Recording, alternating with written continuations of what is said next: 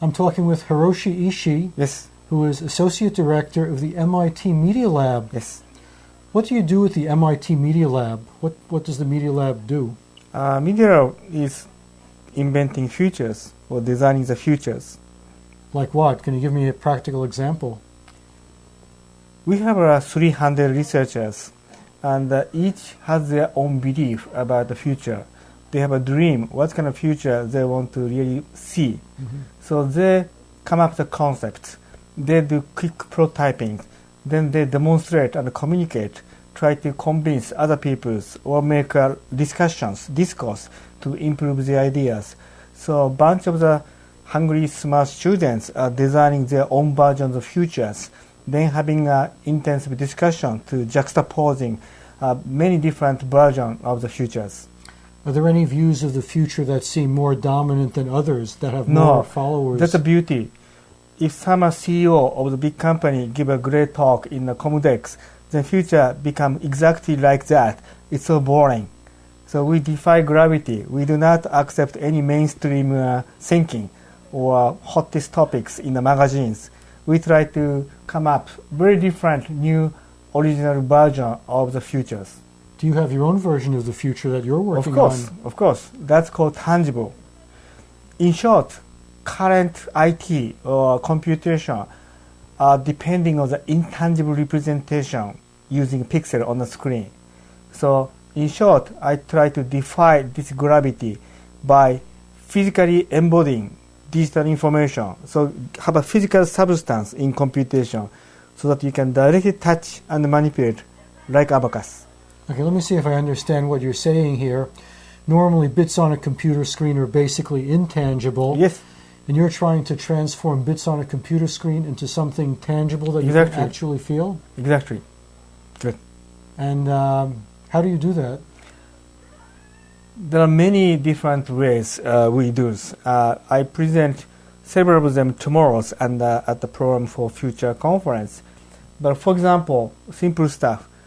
Bottles, perfume bottles. Open it, the old fragrance is coming out. So we put the music, digital music. So tomorrow I'm going to show the trio of the classical music or jazz trio. You open it, the violin, cellist all start playing. Or this can be radio, conduit. But using a simple metaphor of the glass bottle as a container conduit, you can expand the meanings to digital domain. Then also that become an interface for digital world. Now, how is this applied? How would you use this in a practical way? For example, in this music bottles project, the example which became product is medication. Many senior people cannot remember all the medicine they have to take after the dinner. Also, medical doctor cannot count on the memories of the patients. They can't remember when to take their medication. Yeah. Right? So we instrumented all the wireless sensing technology under the medicine pill shelves. Then if you put the bottles, open it, so opening closing can be detected by computers.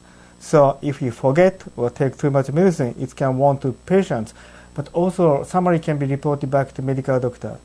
Also, these patients get a lot of the prescription from many different doctors who are not coordinating each other. So side effect is another big issue. So every time patient puts the bottles onto the shelf, automatically check with the potential side effect with all other medicines going to web page on behalf of the human beings, all done by software programs. So every time you have any bottle of medicine and you put it on your shelf, the computer knows what that bottle of medicine is, and it compares it to all your other prescriptions. Exactly. But I said this is future. Today, barcode. Tomorrow, RFID tag. The day after tomorrow, sensing technology that we are developing, which identifies the bottles, but also sense opening, closing. It's more advanced stuff. This is not available except for MIT. But that's the reason we're working very hard to apply this technology to meaningful things. So this is basically technological problems you're working on. No, it's not technological problems. My group start from the concept, vision. We never start from technology or immediate application or needs. We always start from the vision or philosophy that are tangible. But to communicate the concept tangible, we designed and demonstrated many different applications. Each application has its own compelling reason, story, technology, and users. But these are all means to convey high-level vision, like Doug Engelbart's collective intelligence. Now you're involved in the media lab. When people think of media, they think of television and radio. Oh, yeah, many years ago, yeah. Is that what kind of media that's about? That's a Stone Age. Yeah, I mean, many years ago, it's a mass media. But from the beginning, media of the media lab does not mean anything to this mass media. Everything is medium. This space, wine, conversation, or voting device, everything is a medium. So you mean everything is sort of raw material that can be processed somehow? Not necessarily raw material, like a conduits, for example. So if you convey your passion by different mediums, videos like this ones, versus poem, it's totally make a different impact. High resolution video, you feel entire screen with a high resolution pixel. Maybe no room of the imagination. But if you write a poem, really nice poem, which challenge people to read between the character and lines, they have to feel the rest with their imagination. That's a beauty. That's close to art. Oh, so you're talking about poetry now. I said that as a medium, you can choose video or poem. But the important things, you have to understand the limitation and also strengths of each media. People have to be able to choose the best media. Or people can create new medium which inherit the strengths from both two different media. That's something tangible can do. Physical affordance and digital computation, we provide both through one medium. So where do you see your work leading in the future? What would you like to see come out of the work of the MIT Media Lab? Fundamentally, we'd like to present as many as different versions of the futures.